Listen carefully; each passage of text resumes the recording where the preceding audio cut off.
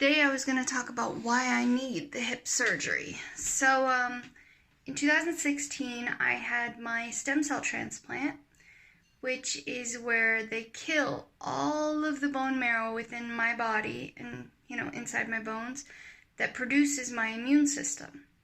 Then I take a donation of some material from somebody else that I don't know. All I know about them is that it was a boy and it was German. So luckily, they were a genetic match. My doctor said, "Oh, it's a miracle." So I got donated their material to help me build up my fake immune system, their immune system. And unfortunately, afterwards, I came down with so many cases of GVHD, which is where his donor material doesn't recognize my body as, is home country or whatever, so they just started attacking everything in sight. So even though now I have a new immune system, I have to keep it very, very weak, otherwise it'll just go crazy and kill me. Joy. And so the only way to really weaken the immune system effectively is with transplant medications and also steroids, which they won't tell you, but if you take a high dose of steroids long enough, you will kill all the major bones in your body, all the really dense core material of bone, such as in your hips, in your joints like knees and shoulders.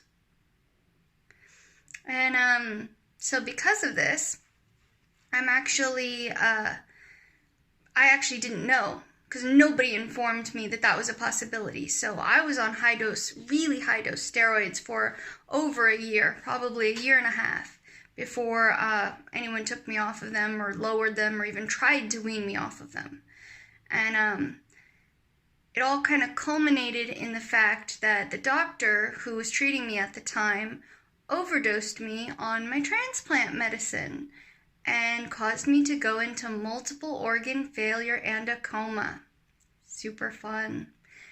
And they told my husband basically that there was no chance I was ever going to come back, and that he should just pull the plug. It would be easier for everybody, So he didn't. He said nothing. And without permission, they can't pull the plug. So they kept me on machines and whatnot for about 10 days. And then my body just miraculously started healing itself and I woke up. I'm pretty sure the miraculous healing happened somewhere before I woke up, but I woke up at 10 days and I had to learn how to do everything again. My hands were like toddler hands. I couldn't open bottles of juice. I couldn't even hold my fork. So fun. But learning to walk and hold my bladder, those were the two most fun ones, I think. Because I had lost all control over my body in that 10 days.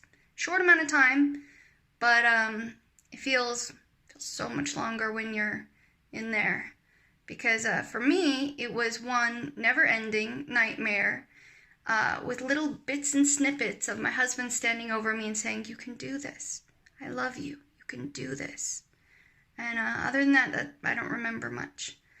But afterwards, I got a brand new doctor, thank God, who took me off of my 40 pills a day and down to 5 pills a day, which is incredibly much more reasonable. And ever since, I've gotten healthier and healthier.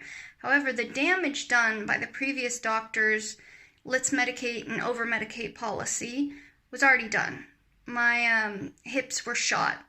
And at this point, one of my legs, my right leg, is about 4 to 5 inches shorter than it used to be.